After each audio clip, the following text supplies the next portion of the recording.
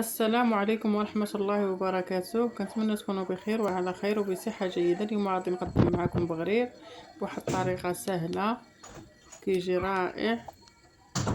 ندوزو المقادير وطريقة التحضير. عندي هنا 3 الكيسان ديال العنبة ديال السميدة الرقيقة اللي كنديرو بها الحرشة والبسبوسة. عندي هنا كاس مع مرش ديال الدقيق الابيض. عندي ملعقة ونصف خميرة الخبز، خميرة حبيبات. الملح تتبقى حسب الذوق.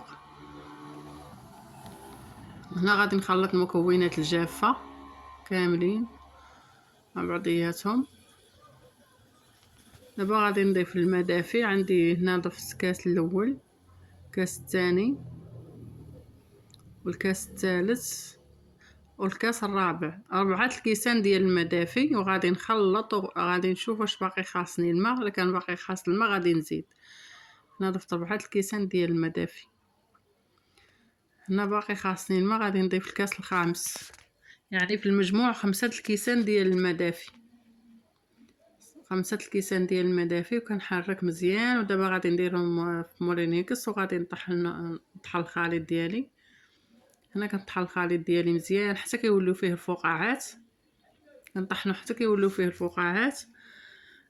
بعد ما كنطحنو كنضيف ليهم هنا 2 خميرات الحلويات من فئة 8 غرام، 2 من فئة 8 غرام. وكنزيد نخلط. دابا غادي نخلط غير شويه وغادي نحبس.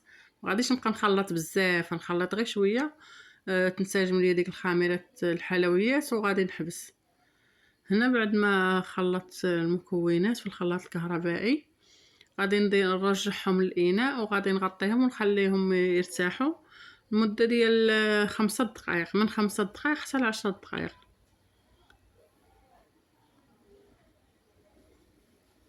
كنغطيهم وكنخليهم يرتاحوا كما قلت لكم من 5 دقائق حتى ل 10 دقائق. ودابا غادي ندوز باش نبدا نخبز. هاد البغرير راه تنديرو انا بدون اختمار، نخليها غير ترتاح لمده ديال 5 دقائق وكنبدا نخبز. دابا درت معكم الاولى، شوفوا كيفاش تقب معانا. راه كيجي ناجح هاد البغرير. بالنسبه للنار تكون متوسطه، ما تكونش ناقصه بزاف وما تكونش قويه، يعني تكون متوسطه. النار تكون متوسطه صافي. هنا كندير معكم وحده اخرى. شوفوا كيفاش كيتثقب. راه كيجي رائع هاد البغرير، كيجي خفيف.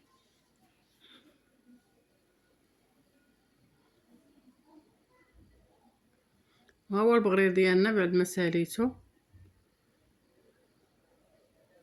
بعد ما طيبته كامل. كيجي رائع هاد البغرير، كيستحق التجربه. كنتمنى هاد الفيديو ينال اعجابكم، وإلا عجبكم ما تنساونيش من لايك واشتركوا عندي في القناه فضلا وليس امرا. شكرا.